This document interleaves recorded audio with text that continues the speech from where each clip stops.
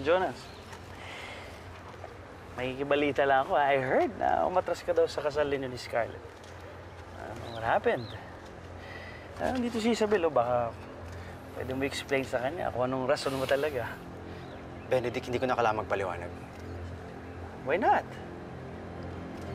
Dahil meron akong mas importanteng kailangan sabihin sa inyong dalawa. Mami, ano po yung sinabi ni Tito Jonas? Hindi, anak, wala. Napagalitan lang niya ako dahil sa hindi mo pagtulog dito kagabi. Nagtatampo lang naman po ako, Mami.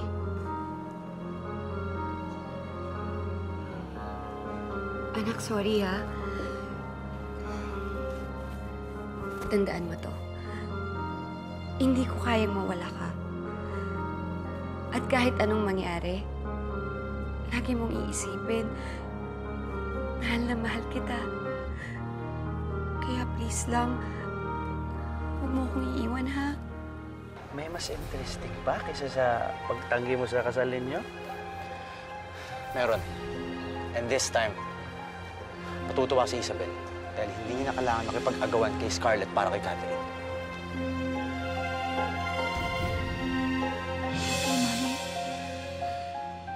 Pero okay ka lang po ba? Parang may masama po nangyayari sa inyo eh.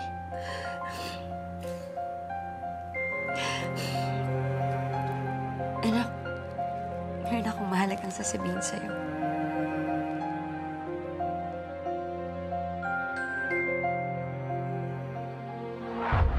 Ano yun, Jonas? Yan ang DNA test result ni Catherine at Scarlett. Malinaw ang sinasabi dyan na hindi sila mag-ina.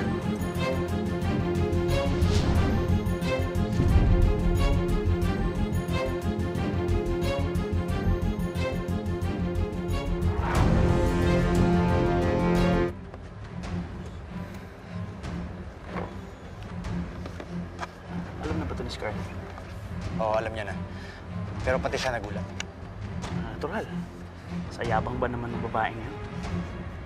Kaya pala kung paano lang niya ilayo si Catherine kay Isabel, gano'n na lang dahil yung pala. Jonas, alam na ba ito ni Catherine? Iniwan ko sila sa loob. Para si Scarlett na mismo magsabi sa kanya.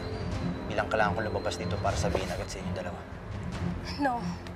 Knowing Scarlett, hindi niya sasabihin kay Catherine yung katotohanan. Isabel, sandali lang. Hayaan mo na muna silang dalawa mag-usap.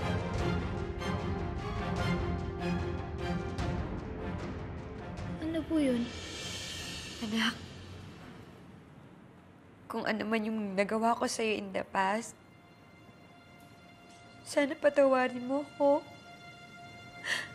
Alam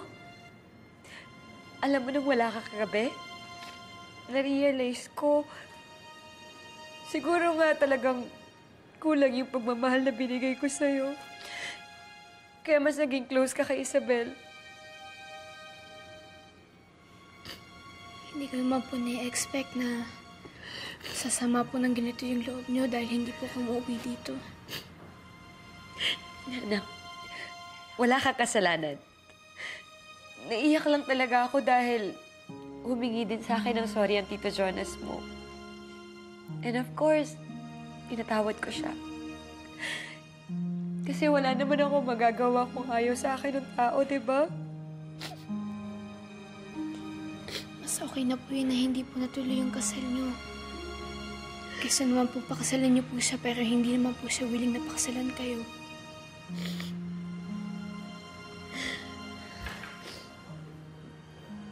Tama ka, anak. Dahil hindi naman talaga natuturuan ng puso eh. Parang pagmamahal ko lang sa'yo. Kahit na anong dumating sa ating problema, anak pa rin kita. At mahal na mahal kita.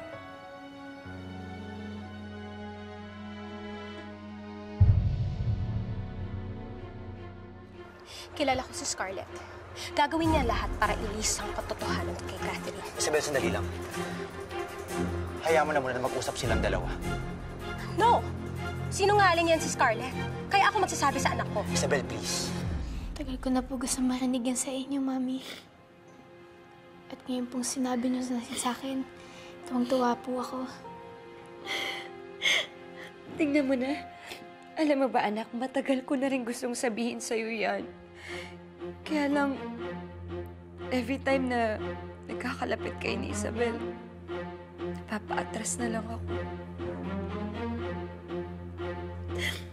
Teka, napakain ka ba ng maayos ni Isabel? Gusto mo ba kumain? Ipaghahanda kita. Sabay na tayo, ha? Hindi pa kasi ako kumakain eh. Kasi nag-aalala ako sa'yo. Nakaka-guilty naman po yan, Mami. Kung alam ko lang po, sana umuwi na lang po ako dito. Hindi, anak. Wala kang dapat ipag-alala. Anak kita eh. Iintindihin kita. Sana ganun ka din sa akin. Magtiwala ka lang sa akin.